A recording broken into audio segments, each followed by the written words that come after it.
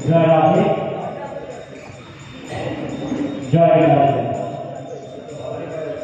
हमारा प्रोग्राम हो रहा है पढ़ा को अपने साथ प्रेरणा शासन नहीं हो सर्वकार अवधि कोना सिंधु अपार कृपामय भुवन भुवन भगवान चिंताई महाप्रभु अवधि कृपा अपार उत्तर बारिहार निरंतर दर्शन আমাদের তো অপর জীবনের উপর বর্ষিত হচ্ছে অনন্তশ্রী বিভূষিত ঠাকুর শ্রী সীতারাম ঠাকুরের শুভ আশীর্বাদ আমাদের উপর বর্ষিত হচ্ছে যার ফলস্বরূপ আমরা শ্রী ভগবানের দিব্য কথামৃত শ্রীমদ্ ভাগবত কথামৃত ভাগবত সপ্তাহ প্রেম দুর্গানুষ্ঠানে শুভ তৃতীয় দিবসে আসতে পেরেছি সময় হতে পেরেছি আর ভাগবত পারায়ণের তৃতীয় দিবস এই তৃতীয় দিবসে আমরা ভগবানের দিব্য কথামৃত পর্যায়ক্রমে শ্রবণ করব প্রথম দিবস থেকে যা শুরু হয়েছে এবং সপ্তম দিবস পর্যন্ত সম্পূর্ণ ভাগবতের উপর পাঠ চলবে ভগবান যেমন কৃপা হবে তেমন আমরা আলোচনা করব যদিও এত সংক্ষিপ্ত সময়ে ভাগবতের সম্পূর্ণ পাঠ বা সপ্তাহ পাঠ শুরু করা যায় না সময় বড় দুর্ঘটনা পাওয়া যাচ্ছে এত কম সময়ে ভাগবত হয় না অন্তত 4 ঘন্টা সময় লাগে যাই হোক আমরা সংক্ষেপে সেই জন্য আলোচনা করছি সমস্ত প্রসঙ্গ এইভাবে আমরা এগিয়ে যাবো আসুন আমরা সেই ভাগবতের জ্ঞান গঙ্গা আহ্বান করি এবং তাতে স্নাত হয়ে আমরা সকলে নিজেদের মন প্রাণকে পবিত্র করি बोले भागवत भगवान की राधा रानी की कृष्णचंद्र भगवान की विदाई प्रेमानंदे हरि हरि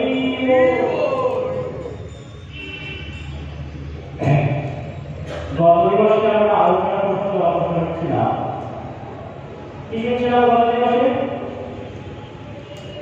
এই যে आगे क्या पूछला कोথায় থেকে পরিচিত মহারাজ অভিশাপ পেয়েছে। পরীক্ষিত মহারাজ সাপগ্রস্ত হয়েছে, সেই সাপ দিয়েছেন। ইতি রাহিত মর্যাদা তৎসর্ব সত্যমেহি দর্শয়িতুরাম্বার চরিত সদস্য। মর্যাদা লঙ্ঘন করেছে, সেই জন্য 7 দিনের মধ্যে তখন সাপ দংশন করবে এবং সাপের কামড়ে এর মৃত্যু হবে। এমন অভিশাপ পেলেন পরীক্ষিত মহারাজ শনি ঋষির পুত্র শিবমুনির কাছ থেকে। শনি ঋষি খবর পাঠালেন পরীক্ষিত মহারাজের কাছে, বললেন যাও যাও পরীক্ষিতকে বলে এসো যে তার 7 দিনের মৃত্যু, তাই সেটাও অতি শীঘ্রই কিছু মঙ্গলময় কাজ করে নেয়, কারণ 7 দিনে তাকে তক্ষক সাপ এসে দংশন করবে এবং তার মৃত্যু হবে। আর তক্ষক সাপ যাকে দংশন করে তার অবগতি হয়, সাপের কামড়ে মৃত্যু হলে সেখানে নরকে গমনের ভয় থাকে, নরকে গমন হয়, সাপের কামড়ে জীবন মৃত্যু হয়। তো সেই জন্য তক্ষক সাপ দংশন করবে, তাই তার কাছে খবর পাঠাও যে সে যেন নিজে যে সময়টুকু বেঁচে আছে সেটা গুছিয়ে নিতে পারে। পরীক্ষিতের খবর পাঠানো হলো যে 7 দিনের মধ্যে তিনি মারা যাবে, তক্ষক সাপ দংশন করবে।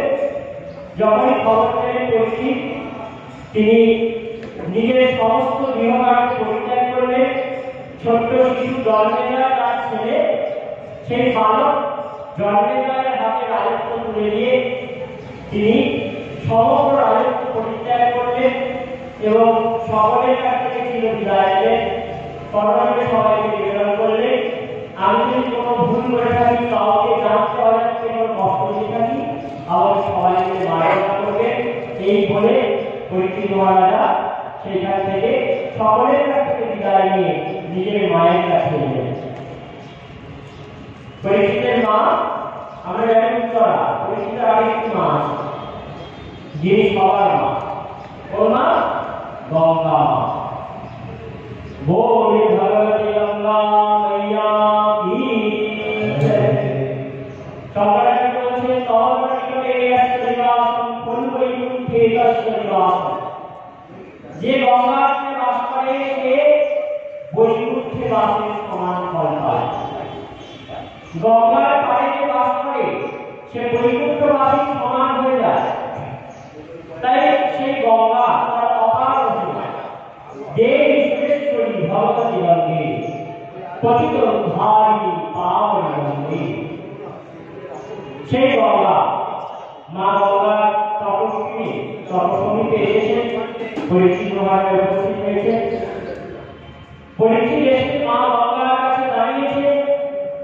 এমন সময় দেখতে পেলেন পরীক্ষিতের কাছে বহু সাধুগণ এসে উপস্থিত হলেন।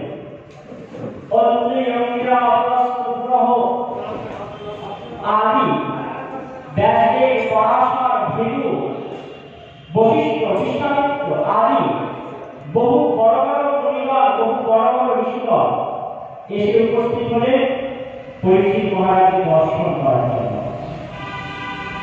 পরীক্ষিত মহারাজ ভাবছেন যে অহোভাগ্য আমার, কি ভাগ্যের দয়া হলো, কেন না আমি সারা জীবন রাজ্য পরিপালন করে এসেছি, সারা জীবন আমি রাজ্য সামলে এসেছি, সাধুদেরকে দান দক্ষিণা দিয়েছি, সাধুদেরকে সেবা করেছি, কিন্তু ডাকার পরেও এত সাধু আমাকে ডাকিনি। আজকে আমি শাপগ্রস্ত হয়েছি, শাপগ্রস্ত হয়ে গঙ্গাতে এসেছি। তাই সেই শাপ ধন্য, সেই অভিশাপ ধন্য, যে অভিশাপ আমাকে এত সাধুর সঙ্গে মিলিয়ে দিতে পারে, সেই অভিশাপ ধন্য।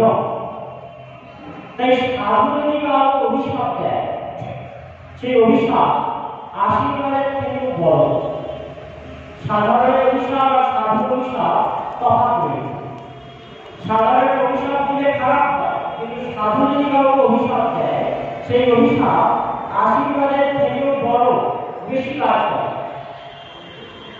নারদমুনি অভিশাপ দিলে কুবেরের দুই পুত্র জমরাজকে, নরকুবের আর মণিকে, ব্রহ্মা তপস্যা করলেন, তপস্যা করার পর বৃন্দাবনে এসে পর্বত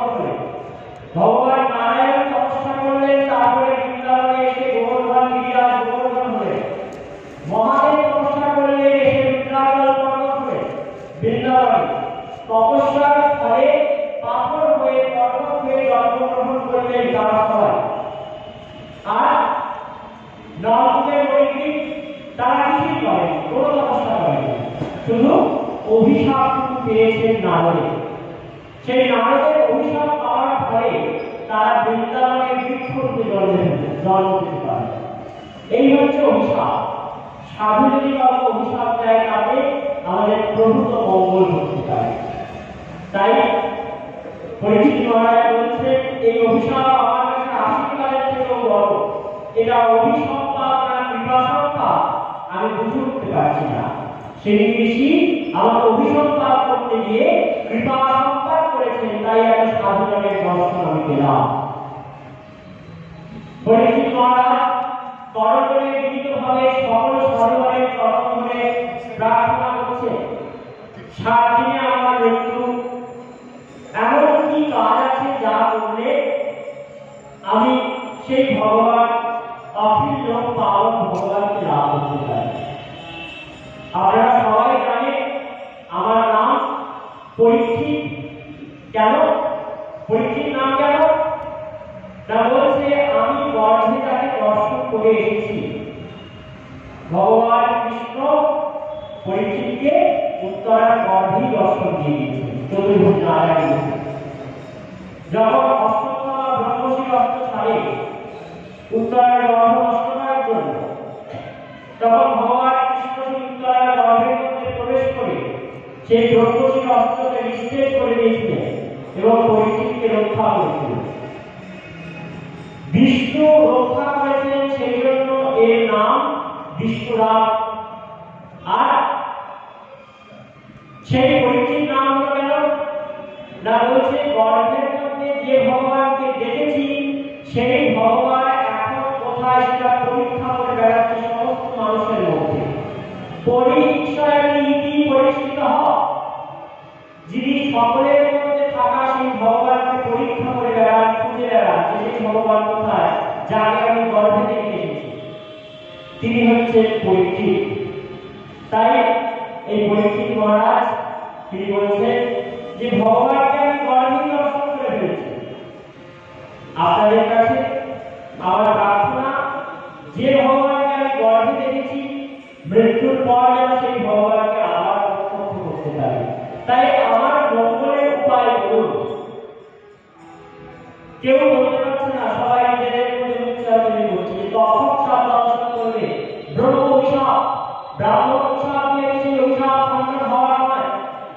ব্রাহ্মণের কেস অভিশাপ খণ্ডিত হয়েছে, সেই অভিশাপ খণ্ডন হওয়ার নয়। তাই কি করে পরীক্ষিত মুক্তি পাবে?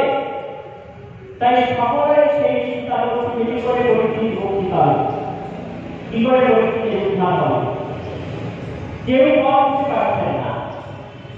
এমন সময় উদম্ব নামে এক পর্বত থেকে নেমে আসছেন দিগম্বর, সম্পূর্ণ নগ্ন উলঙ্গ, বড় বড় জটা, শ্যামল কান্তি, সবসময় কৃষ্ণ ভাবনায় তল্লীন একজন বিশিষ্ট অদ্ভুত মহাপুরুষ। তাকে দেখে বাচ্চা ছেলেরা ভিড় ছুঁড়ে মারছে, কেউ তার গায়ে থুতু ফেলছে, তিনি কিন্তু একদম নির্বিকার হয়ে দাঁড়িয়ে আছেন। সবাই তাকে দেখে পাগল মনে করছে, আর তিনি সেইভাবে উত্তম পর্বত থেকে নেমে আসছেন। যেমন ভাবে ভগীরথ রাজাকে কৃপা করার জন্য মা গঙ্গা নেমে এসেছিলেন ভগবান শ্রী হরির পাদপদ্ম থেকে, ব্রহ্মার কমণ্ডল থেকে এবং শিবের জটা থেকে, সেই রকম ভাবে হিমালয় পর্বত থেকে যেমন গঙ্গা আগমন করেছিলেন এই ধরনের মাঝে, ঠিক সেই রকম ভাবে আজ উত্তম পর্বত থেকে ভগীরথ কৃপা করার জন্য গঙ্গা এসেছিল, আর উত্তম পর্বত থেকে পরীক্ষিতকে কৃপা করার জন্য এক পরমহংস চূড়ামণির আগমন হল। যাকে দেখা মাত্রই পরীক্ষিত দেখতে পেলেন, আহা আমি যাকে গর্ভে দেখেছিলাম সেই প্রভু যেন সাক্ষাৎ আমার কাছে বিরাজ। তত্রা ভগবান ভগবান জনিচ্ছয়া, তত্রা ভগবান ব্যাসনন্দন জনি